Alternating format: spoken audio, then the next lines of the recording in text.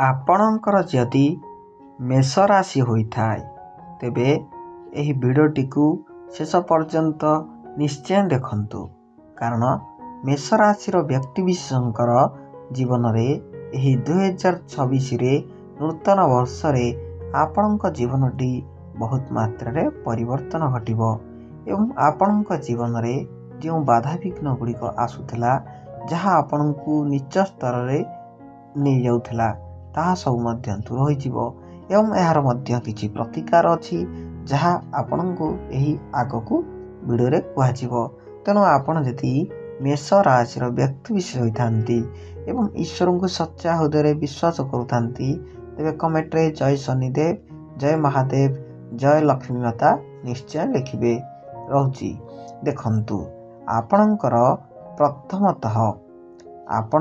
ପ୍ରଥମତଃ ମଙ୍ଗଳ ଗ୍ରହ ହେଉଛନ୍ତି ଆପଣଙ୍କର ଅଧିପତି। ଏହି 2026ରେ ଆପଣଙ୍କର ମଙ୍ଗଳ ଗ୍ରହ ହେଉଛନ୍ତି ଆପଣଙ୍କର ଅଧିପତି, ଯାହାକି ଆପଣଙ୍କୁ ବହୁତ ମାତ୍ରାରେ ଶାନ୍ତି ମାର୍ଗରେ ନେବେ। ଆପଣ ଯେଉଁ କଳିକର୍ଯ୍ୟରେ ଲୀନ ରହୁଥିଲେ କିମ୍ବା ମଦ୍ୟପାନ କରୁଥିଲେ, କୁସଙ୍ଗରେ ଆପଣ ଲିପ୍ତ ଥିଲେ, ଏଥିରୁ ଦୂର ହୋଇଯିବେ। ମଙ୍ଗଳ ଗ୍ରହ ଆସିବା ଦ୍ୱାରା ଏବଂ ଆପଣଙ୍କର ଅଧିପତି ଭାବରେ ଆପଣଙ୍କର ଗୁରୁ ସ୍ଥାନରେ ପଞ୍ଚମ ଭାଗରେ ଅଛନ୍ତି। ତେଣୁ ଆପଣଙ୍କର ଜ୍ଞାନ ବଢ଼ିବ ଏବଂ ବୁଦ୍ଧି ବିବେକ ବଢ଼ିବ। ଫଳରେ ଆପଣ ବହୁତ ବଡ଼ ବଡ଼ ଲୋକ, ମାନେ ଆପଣଙ୍କଠୁ ସିନିୟର ସିଟିଜନ୍ ମାନଙ୍କୁ ଆପଣ ବହୁତ ସମ୍ମାନ ଦେବେ ଏବଂ ଆପଣ ତାଙ୍କୁ ବହୁତ ମାତ୍ରାରେ ସମ୍ମାନ ଦେବେ ଏବଂ ଆଦର ମଧ୍ୟ କରିବେ। ଆପଣଙ୍କର ଠୁ ଛୋଟ ପିଲା ମଧ୍ୟ, ନିଚ ସ୍ତରର ପିଲା ମଧ୍ୟ ତାଙ୍କୁ ମଧ୍ୟ ବହୁତ ମାତ୍ରାରେ ସମ୍ମାନ ଦେବେ। ଏହି 2026ରେ ଆପଣ ବହୁତ ମାତ୍ରାରେ ଦୟାଳୁ ହୋଇଯିବେ ଏବଂ ବହୁତ ମାତ୍ରାରେ ଦାନ ଦରିଦ୍ର ଯେତେ ଅଛନ୍ତି ଦରିଦ୍ର, ତାକୁ ଆପଣମାନେ ଦାନ କରିବେ। ଦେଖିବେ ଆପଣଙ୍କର ବି ମଧ୍ୟ ମଙ୍ଗଳ ହେବ, କାରଣ ଶନି ଆପଣଙ୍କର ସପ୍ତମ ଘରେ ଅଛନ୍ତି ଏବଂ ମଙ୍ଗଳ ଥିବାରୁ ଆପଣଙ୍କର ବୁଦ୍ଧି ଜ୍ଞାନ ବିବେକ ବଢ଼ିବ ଏବଂ ଚାକିରି କ୍ଷେତ୍ରରେ ମଧ୍ୟ ବହୁତ ମାତ୍ରାରେ ଉନ୍ନତି ଘଟିବ।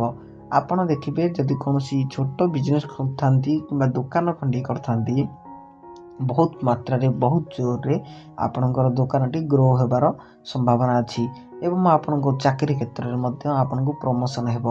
ଆପଣ ଏହି ଭାବରେ ଯଦି ଆପଣଙ୍କର କର୍ମକୁ ଭଲ ଭାବରେ କରିବେ, ତେବେ ଲକ୍ଷ୍ମୀ ମା ମଧ୍ୟ ଆପଣଙ୍କ ଘରେ ବିରାଜମାନ କରିବେ ଏବଂ ଶନି ମହାଦଶା ଆପଣଙ୍କର ସପ୍ତମ ଭାଗରେ ଅଛନ୍ତି, ଯାହାକି ଆପଣଙ୍କ ପାଇଁ ଭଲ ଫଳ ପ୍ରଦାନ କରିବେ।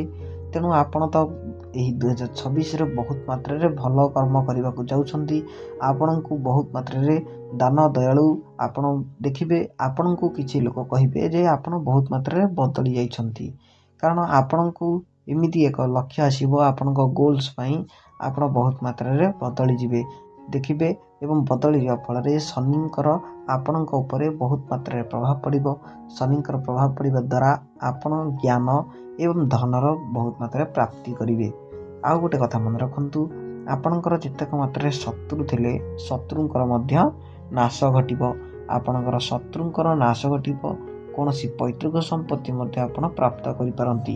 ଆପଣ ଜମି ମଧ୍ୟ କ୍ରୟ କରିପାରନ୍ତି ଏବଂ କୌଣସି ଆପଣ ନୂଆ ଜିନିଷ, କାଳି ଜିନିଷ ଯେମିତିକି ଟ୍ରାକ୍ଟର ହେଇଯାଉ, ବାଇକ୍ ହେଇଯାଉ, ଆପଣ ଯାନବାହନ ମଧ୍ୟ କ୍ରୟ କରିପାରନ୍ତି। କୌଣସି ଦୂର ଯାତ୍ରାକୁ ମଧ୍ୟ ଭ୍ରମଣ କରିବାର ଯଥେଷ୍ଟ ମାତ୍ରାରେ ସମ୍ଭାବନା ଅଛି। ବହୁତ ମାତ୍ରାରେ ଦୂରକୁ ଟ୍ରାଭେଲିଂ କରିବାକୁ ଯାଇପାରନ୍ତି। ଦେଖିବେ ଆପଣଙ୍କୁ ବହୁତ ମାତ୍ରାରେ ଆନନ୍ଦ ଆସିବ ଏବଂ ଆପଣଙ୍କ ଜୀବନଟି ବହୁତ ମାତ୍ରାରେ ସଫଳ ଲାଗିବ। ଏହି 2026ରେ ମେଷ ରାଶିର ବ୍ୟକ୍ତିବିଶେଷଙ୍କର ପଞ୍ଚମ ଭାଗରେ ରହିଲେ ମଙ୍ଗଳ ଗ୍ରହ ଏବଂ ସପ୍ତମ ଘରେ ରହିଲେ ଆପଣଙ୍କର ଶନି ଏବଂ ନବମ ଘରେ ଆପଣଙ୍କର ରହିବେ ଦେବଗୁରୁ ବୃହସ୍ପତି।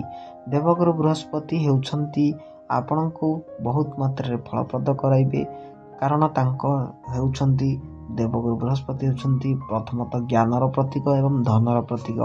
ଆପଣ ବହୁତ ମାତ୍ରାରେ ଖାସ କରି ଶିକ୍ଷାର୍ଥୀ କ୍ଷେତ୍ରମାନଙ୍କରେ, ଶିକ୍ଷା କ୍ଷେତ୍ରରେ ଆପଣ ଏକ ଯଦି ଶିକ୍ଷାର୍ଥୀ ହୋଇଥାନ୍ତି, ତେବେ ଆପଣଙ୍କର ଶିକ୍ଷା କ୍ଷେତ୍ରରେ ବହୁତ ମାତ୍ରାରେ ଉନ୍ନତି ଘଟିବ। ଆପଣ ବହୁତ ମାତ୍ରାରେ ଇଚ୍ଛୁକ ହେବେ ପାଠ ପଢ଼ିବା ପାଇଁ ଏବଂ ଆପଣଙ୍କର ସ୍ମରଣ ଶକ୍ତି ମଧ୍ୟ ବୃଦ୍ଧି ହେବ। ଦେଖିବେ ଏହି 2026ଟି ଆପଣଙ୍କ ପାଇଁ ନୂତନ ବର୍ଷ ପାଇଁ ଏବଂ ନୂତନ ବର୍ଷରେ ଆପଣଙ୍କ ପାଇଁ ବହୁତ ମାତ୍ରାରେ ଫଳପ୍ରଦ ଏବଂ ଆପଣଙ୍କ ଜୀବନଟିକୁ ମଧ୍ୟ ବହୁତ ମାତ୍ରାରେ ଉନ୍ନତି କରାଇବ। ତେଣୁ ଆପଣ ଯଦି ମେଷ ରାଶିର ବ୍ୟକ୍ତି ବିଶେଷ ହୋଇଥାନ୍ତି ଏବଂ ଈଶ୍ୱରଙ୍କୁ ସଚ୍ଚା ହୃଦୟରେ ବିଶ୍ୱାସ କରୁଥାନ୍ତି, ତେବେ ପ୍ରତ୍ୟେକ ଦିନ ହନୁମାନ ଚାଳିଶା ମଧ୍ୟ ପାଠ କରନ୍ତୁ ଏବଂ ମହାଦେବ ମନ୍ଦିରକୁ ମଧ୍ୟ ଯାତ୍ରା କରନ୍ତୁ। ମହାଦେବ ମନ୍ଦିରକୁ ଯାତ୍ରା କରିବା ଦ୍ୱାରା ଆପଣଙ୍କର ନବଗ୍ରହ ସ୍ଥିତି ବହୁତ ମାତ୍ରାରେ ସୁଦୃଢ଼ ହୋଇଯାଇଥାଏ ଏବଂ ଆପଣଙ୍କ ଉପରେ ଯେଉଁ ଦୋଷ ରହିଯାଇ କିମ୍ବା କୌଣସି ମାତ୍ରାରେ କେଉଁ ଲୋକ ଗୁଣିଗାରେଡ଼ି କରିଥାନ୍ତି, ସେଥିରୁ ଆପଣମାନେ ବହୁତ ମାତ୍ରାରେ ଦୂର ପାଇଯିବେ।